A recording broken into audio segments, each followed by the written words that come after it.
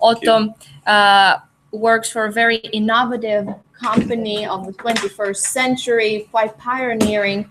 So tell us perhaps a little bit about you so that the students will have some understanding of your background. Actually, my background is humanities. I'm a Master of Arts from Literature Studies. And this business world is quite new entrance for me. I graduated in 2011, and in 2012 January, I went to China to do my internship. And the company was a small media company in Beijing, and it was quite interesting since the founder of the company was called Mr. Shen Duo, and of course I didn't know him. Who knows Mr. Shen Duo? No one. But the Chinese knew him. He is one of the most famous Chinese celebrities there is, because since the start of TV in China, 1957, when CCTV was launched, CCTV similar to our YLE, Yle, Mr. Shen Duo started working for CCTV as a cameraman, and he still works there now more than 50 years later. Of course, he has upgraded his position from cameraman to host and presenter and a famous TV face. But yeah, he founded this media-based company, and because of him, I met quite many interesting top quality Chinese decision makers, party secretaries, politicians, even army people, generals, artists, opera singers, athletes, and so on. Just a checkup, are we now in the air? Yeah. Okay, cool. So hello to you also. About Chinese mentality, I can share you one thing. I was at the opening of an art gallery. I don't remember the small town anymore, Huangzhong, or something like this. I was the only Westerner there, and I knew no one. But when the president of the art conference saw me there, he wanted me to join him to the opening ceremony, where was thousands of people watching and live TV. I was like, okay, dude, that's okay. I can go there to stand behind you, as I did. And then his assistant came to me and said that after he has finished his speech, it's my turn. Well, 5 minutes, million live audience. I went there, I raised my fists in the air, and I shouted to the microphone. Chinese are afraid when a Westerner shouts that I love China. And then this rage got me, and I started preaching how art should be out on the streets. And I had some really kick-ass revolutionary ideas about art. And at some point I felt this is dangerous. And later on, I saw the news report from the conference. And in the news report, they also took me there. But this is the Chinese thinking. They only showed my 5 seconds of celebrityness.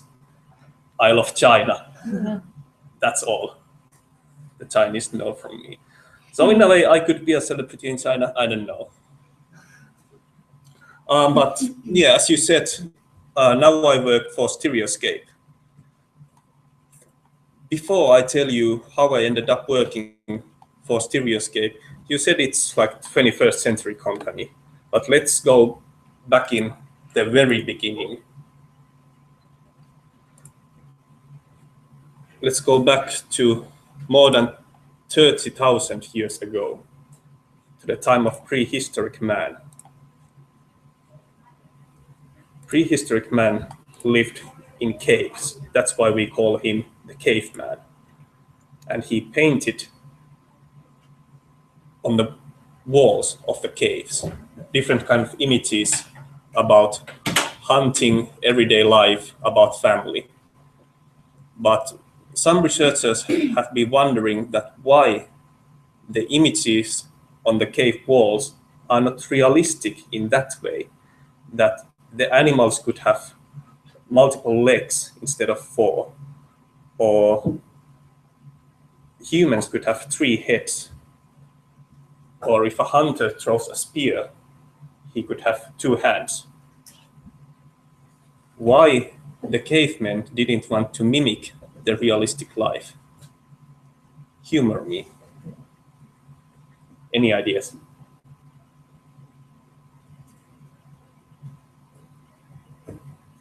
Of course they knew how to count. Humans have 2 hands. But of course it's the artistic liberation. No, there's no boundaries or limits in art. We shouldn't be that close-minded. But actually the answer surprises you. Of course this is just a theory, but I love this theory. So the caves are dark places, there's no light. So that's why the prehistoric man put a campfire inside the cave. And when the wind blew in from the mouth of the cave, it touched the flames and it made them dance. And those shadows from the flames, they hit to the walls. And when the dancing started, those images started living. So instead of the animal with 3 heads, it seemed that he was knocking his head like this. And this is really interesting, that even the prehistoric man wanted to add another dimension to his art. Also interesting fact is that one of my favorite movie directors, German Werner Herzog, he directed a 3D documentary about cave paintings, and then he presented those fascinating cave paintings in stereoscopic 3D. But basically, that's what we do also in Stereoscape. We want to add another dimension to the existing art or content.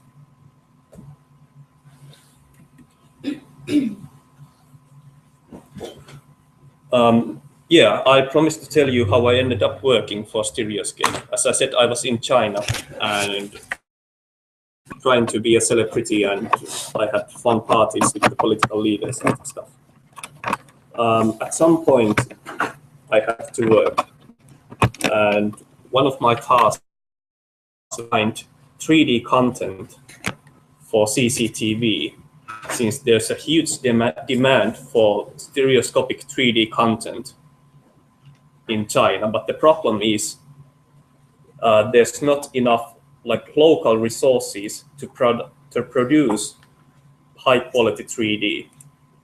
Then I started contacting companies outside of China that we are really in. Chinese government has said that, okay, we have now one 3D channel TV, but by 2015 there will be 50. And because the government has said so, it will happen. The country will be in a big problem soon if they don't get 3D content. And that's how I ended up contacting Stereoscape, one of the other companies I contacted, of course. And they were really interested about this possibility because they are the only 3D company in Finland who are capable of making 3D movies. I